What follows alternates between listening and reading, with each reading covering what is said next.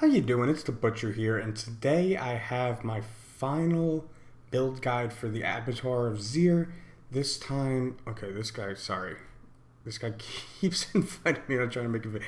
This time with the Rogue class, and we're going to be running a poison-imbued Twisting Blades Rogue, just like we've done for so many seasons. But I absolutely love this class. I cannot lie. It is so much fun to play. It is so fast.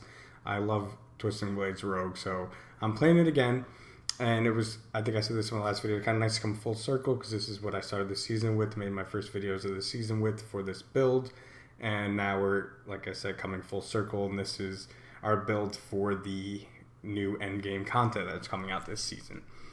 So what we're going to be doing is we're going to be going over our skill tree, we're going to be going over our specialization, we're going to be going over vampiric powers, we're going to be going over the gear, and then we're going to be going over the Paragon board. And like I've said in my other videos, you'll see here I am actually using 2 Uber Uniques on this build. I will provide alternatives for the Uber Uniques, however, I'm not going to be applying it for the regular Uniques as they're very easy to target farm. But like I've said this every time, I will definitely provide them for you guys for the Uber Uniques, because I know not everyone can just get a Shaco to drop whenever they want. So without further ado, let's start out with the skill tree. And I do want to mention something. So this build is very similar to another content creator, Lucky Luciano, who I do follow along a lot too. One of the main things being the kind of smoke grenade hack. And I got to give him credit because he did come out with his videos first, but I was on this very early, and I had actually originally kept on Poison Trap and dropped Shadow Step, but I've switched that off because I had dropped the Penitent Greaves, and in exchange was running was using Metamorphosis to be unstoppable, and I was at that point using Ghostwalkers as well too for the bonus movement speed, but I'm no longer doing that. But that's what I basically did, and I was using Smoke Grenade because I had an extra slot, because I wasn't using this to go to get out of CC like I had been for so many previous seasons. But I do want to give him a shout out because he does make great videos, and there is definitely a lot of similarities between these builds, and probably a lot of Poison Rogue builds, but I think I have some cool things to show you guys. So we're taking Puncture, and we're taking that into Fundamental. We are taking Twisting Blades into Improved. We are taking 3 points into Sturdy. None into Siphoning Strikes, because there's actually a much better vampiric power that kind of works the same. It just works as healing, but just much better. And then coming down here, we're taking Shadow Step. And if you see, obviously the +4 ranks on skills are due to the Shaco. But we're taking 1 point into Shadow Step, and we're taking that into Methodical for the stun. We're taking 3 points into Weapon Mastery. We're taking 3 points into Concussive, 2 into Trick Attacks. We are taking 1 into... we are actually using Dash, but I didn't allocate a point to it because of the Shaco. We don't have to. If you need to take a point away, take it out of Concussive, put it right into Dash, and take nothing else there, but just have the Dash available. But we are taking 1 into Smoke Grenade, and we're taking that into Countering. We are taking 3 into Exploit. We're not taking any Malice, just because we don't have a ton of Vulnerable because of the changes they made. Coming down here, we are taking 3 into Precision Imbuement, taking 5 into Poison Imbuement, and then we are taking that into Blended. We are taking 3 into Deadly Venom, 3 into Debilitating Toxins, and then 1 into the Alchemical, sure, however you say it, Advantage for the attack speed. We are taking 3 into Innervation, I'm really struggling. Innervation, and 3 into Second Wind, because we need a lot of lucky hit chance with this build. 1 into Adrenaline Rush, and that's basically just to move into Haste for more movement speed / more attack speed, depending on what kind of energy we are at. And then our key passive is Close Quarters Combat. Typically we're on Momentum, but with some of the changes they made, this becomes amazing. You can see our current damage increase when this is active is 135%, so we do crazy damage. So from there, let's just move on to specializations. No surprise, combo points, but we are using as many of you may know, to Balt's Will, you can see down here we're able to generate way more than 3 combo points because of a bug that's in the game that will not be patched. They've confirmed it won't be patched for the season, I should say. It will definitely be patched, I would assume, after that. But for this season, we're able to get way more than 3 combo points, which does open up some cool things. Like they can make an aspect that allows you to get more than 3 combo points, which I think would be pretty cool, or something like that. But anyways, that's their specialization. Let's move into vampiric powers quick. We are using Flowing Veins to do that increased damage over time to moving enemies or enemies affected by a vampiric curse. We are not using, a Cursed Touch to apply it. So they're either going to have to be moving, or especially for single target, we have to evade through them, and they'll become cursed. They have the vampire curse on them, or whatever the heck it is. We're using Metamorphosis for the Unstoppable and also for the synergy with Tibalt's Will. We are using Hectic because we were getting out, this one is probably the most controversial, I would say, because we were getting out so many basic skills. We were just constantly casting so much puncture. I actually really like this to keep the rest of our skills up basically all the time. So I actually really like having Hectic here. And then we're using Ravenous, and this is going to give us a massive attack speed bonus.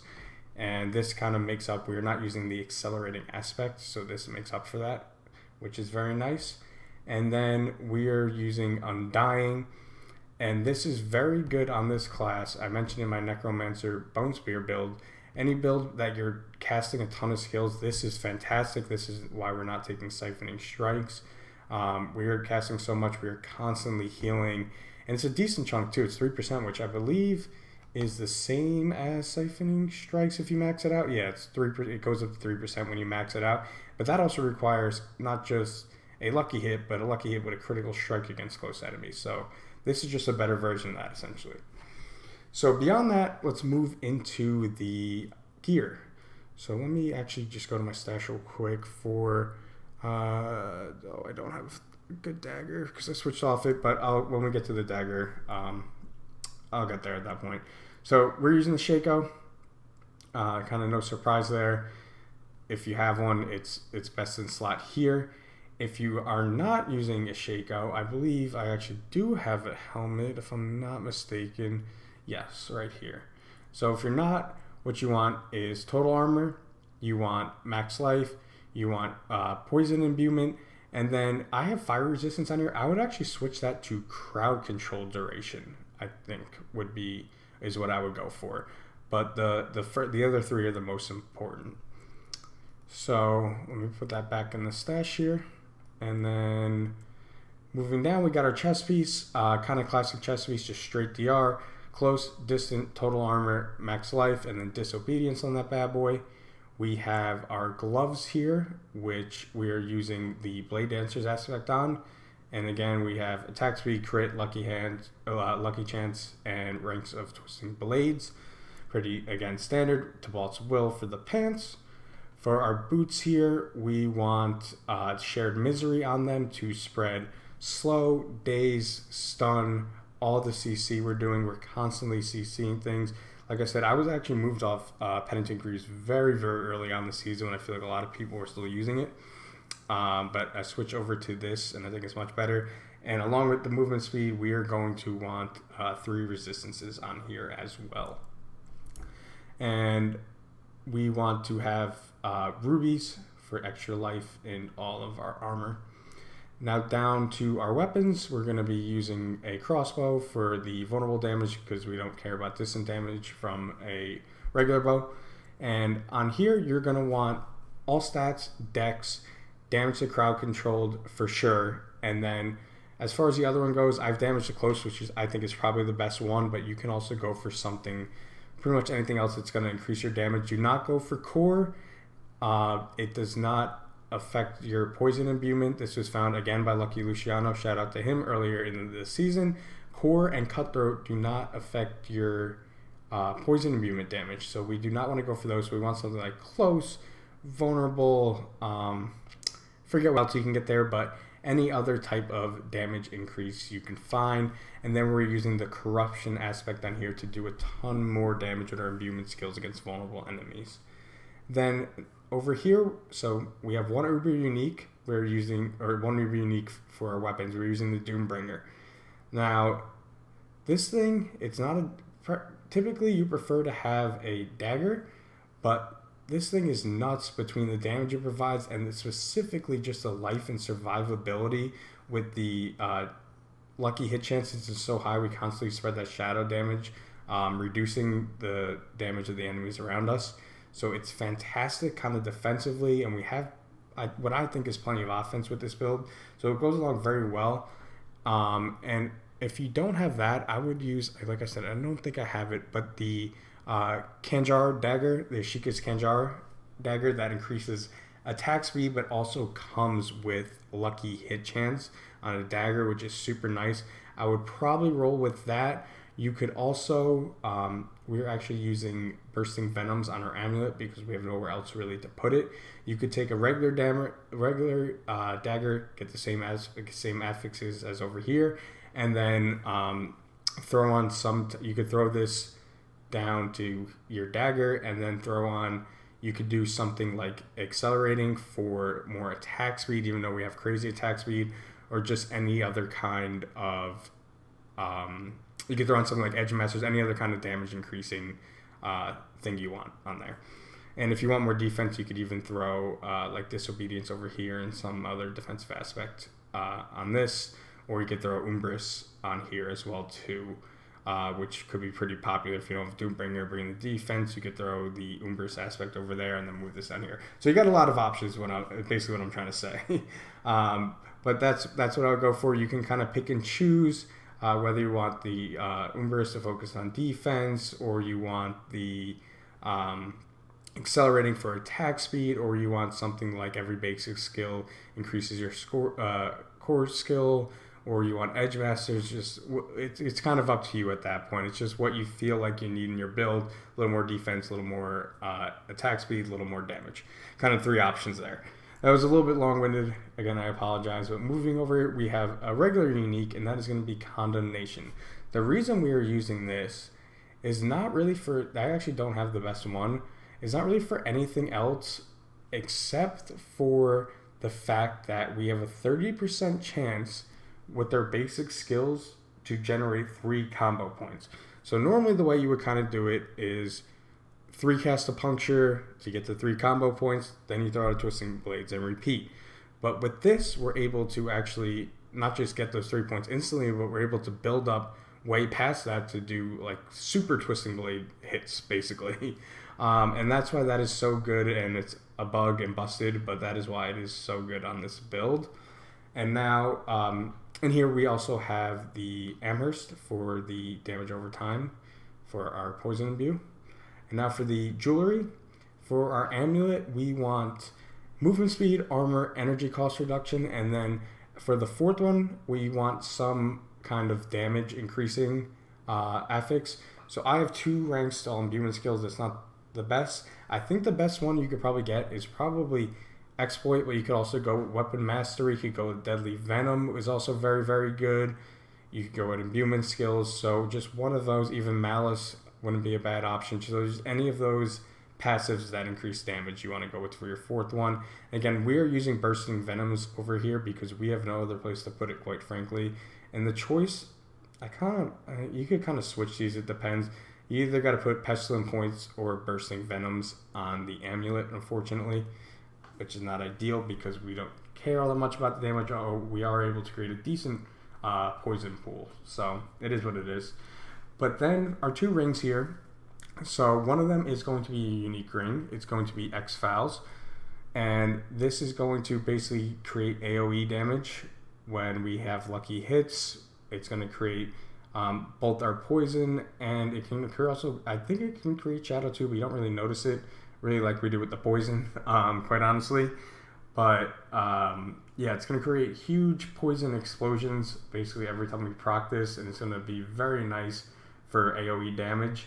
It also comes with some really nice affixes for us. It comes with damage over time, great.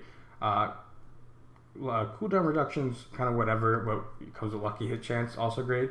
And all stats, which is pretty good. And then for our other ring here, we want lucky hit, crit, crowd control damage, and then for the fourth one, I have poison damage on here. Probably not what I would prefer. I think I would probably rather go for something like damage to close or physical damage or something like that. But really just any type of damage mod as your fourth one works, but you definitely want that crowd controlled for a key passive. So I believe that runs us through all the gear.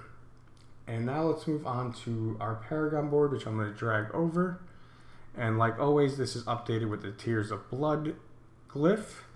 And this is kind of what I came up with. So we have Diminish here. Then we're moving up and we are taking Devious. Over here we're taking Control, which is very important for that crowd control damage. Over here we're taking Efficiency, whatever this is, you can see it there. I'm really struggling in this video to pronounce just about anything. It's kind of embarrassing. And then over here we're taking Cheap Shot, Legendary Node. I believe that's the only Legendary. Oh no, we're taking one more Legendary. I lied. I'm sorry. And then here's where we're using our Tears of Blood, because we are able to get a ton of dex, also able to boost our damage to crowd control, which is very nice, and also our damage from slowed enemies. And we are going to be slowing enemies with Puncture, and then we're going to be spreading that slow with Shared Misery, so that is actually quite good as well too. But really the main rare node that is interesting to us is right here, the damage to crowd control. Then we're coming up here and we are taking Exploit, just enough to hit the bonus there. And our final legendary node is over here. It's going to be Eldritch Bounty, just to do more damage with our imbuements. So that is the build. And now, just quickly, I'm going to do some gameplay. I do want to mention I have played around. The one thing I've debated changing is Shadow Step here for Poison Trap, and more specifically, where is it? Subverting Poison Trap, because you get the 10% multiplicative poison damage. But I kind of like the mobility right now of Shadow Step, and then we're able to get the stun. But since we don't need it as our way to get out of CC, that is definitely a possibility you could play around with, is Poison Trap. So just keep that in mind, and it's something I've played around with, and it is very good. But by the time you put the poison down, the trap down, it takes like a second to arm. I don't know. I kind of just like the speed of Shadow Step and the mobility it adds to our class. So without further ado, let's jump into a Nightmare Dungeon and kind of explain the. This one good? Yeah, this one's good. I specifically kind of like these because they can kind of imitate the Abattior of Zir a little bit, because I've been trying to find ones backstabbers, so sometimes they take more damage. They attack 25% faster, so again, taking more damage, and they get 30% of their life as a barrier, so they have more health. So this is actually a pretty good one to hopefully be able to show it off. Oh, I guess, and again, I did this in my last video. The positive affix is actually good for us too, but we will be doing way more damage to the Tears of Blood glyph, so it is what it is. So let's, where'd you go? Go over here. And you'll kind of see the gameplay loop. So we're going to be extremely fast, and we want our poison imbuement as much as possible, both proccing it through bursting venoms, but also through hectic. We'll get it up quite a bit with that too, because it reduces the cooldowns. And we also want to throw Smoke Grenade in there and spread that daze around so they can't hit us. And we also, enemies, if we're thrown into a mob, we're able to decrease the cooldown of this quite a bit with lucky hits. So we're able to have Smoke Grenade up pretty much all the time if we throw it into a mob. Obviously, if they're dazed, they can't attack us, and that's very good for us. So let's make our way through on our Poison Imbue, and we can see we can do pretty crazy damage. Throw out a Smoke Grenade there, even though I should have done it before. But honestly, I've been playing so many different classes that I'm not as used to my rogue as I used to be. But you can see this thing does crazy damage. And remember, they are getting, you can see we threw a Smoke Grenade into a nice little mob right there. And we, with the Shaco on and the +4 to it, we actually stunned them for a crazy long, or dazed them, excuse me, for a crazy long time. And you can see how fast we are. And we have all these, we have 2 movement skills as well too. We can throw in a stun there. We can knock them down when we hit dazed enemies. It's just so much CC. It's fantastic. This build is, I think, going to be really strong. And again, I think it's going to be kind of what I mentioned with some other builds, slept on a little bit in Abattior of Zir because it's not Ball Lightning or Hoda. But I think it will be very good. And I think it will be able to definitely compete. You know, like I said, I'm actually playing it horribly right now. But you're really able to daze and knock down and stun basically everything. So you should be able to avoid a lot of damage. And Rogue is definitely a skillful class, and I'm not playing it skillfully right now. But if you're able to really just kind of mitigate when enemies can actually attack you as much as possible, let alone the actual damage you're taking, but just straight up when they can actually get attacks off on you, it's going to be very helpful. Jesus Christ, I'm a mess playing. Like I said, I haven't been playing my Rogue. I've had this leveled up for a while. I want to finish it with it so I can kind of come full circle. And you can see how quickly we just got that smoke grenade up again. I don't know if you guys saw that. If you want to rewind it for a second. Because we're able to throw it in there and then get the lucky hits to reduce its cooldown. So we're able to have that up basically all the time. And like I said, I should use it more. But I haven't been. Like, I kind of want to wait till I get to a mob. I was going to try to show off how quickly we're able to get the smoke grenade cooldown. So give me a sec till we find a little bit bigger mob. Let's throw into these guys here. And then you'll see. And now we're not getting a lot of lucky hits. We're also just killing them so fast. But still pretty fast. We got it back up again. We could throw it into these guys. And then we could dash through them. We could get our poison imbuement back up. We can come over this guy, stun him if there's something scary like a corpse bow or something out there. So you can see, the speed is insane. We can constantly use our metamorphosis to go unstoppable. So we're never going to be CC pretty much at any time. And then we're able to basically CC everything else between all of our skills. So yeah, it's a fantastic build. Another thing you can do is you can take dash down into the one that is able to daze enemies if you want even more CC. I find that kind of unnecessary. I'd rather put the points in some of the damage things and things like that. But yeah, it's a fantastic build. As far as we have our resistances, I think they're a little off being maxed out, honestly. Shit. Wait, I'm gonna die. Sorry. I almost died trying to check them. We're a little off, but not... What the heck? Okay, I just got myself killed. But we're a little off there, and that's something that with better kind of synergy with this, and because we have fire and shadow here, but then we also have fire and shadow on our boots. So if we're able to get better boots, we would be able to fix that problem. Unfortunately, I don't have them at the moment. And let me kill these guys real quick. That was not the best performance by me. But yeah, you can see once we're able to CC them, they're basically just kind of down for the count. And yeah, these backstabber ones, I actually think they increased this from 25 to 35. So when you get hit in these, I'm sure if I went back and looked at that, I'm sure I was vulnerable, I would think. Because I got hit pretty damn hard. And I have a good amount of armor, and I don't think I had really disobedience up at that point. But yeah, that thing can really smash you. So if you're running these dungeons, especially if you have a hardcore character, be careful. As you can see, with our disobedience up, we're definitely way over the armor cap. 7 close. We did change some things in the other board I have, but this one, I kind of was thinking the armor cap was going to be higher because the monster level is going to be higher. So that's why they're not as high. Or it's too high, but in the other build it's more appropriate. And honestly, in this we could probably, if I did want to max out my resistances, I could take what's it called, a diamond, excuse me, instead of that skull I have in there, and I would still be able to definitely get maxed out resistances.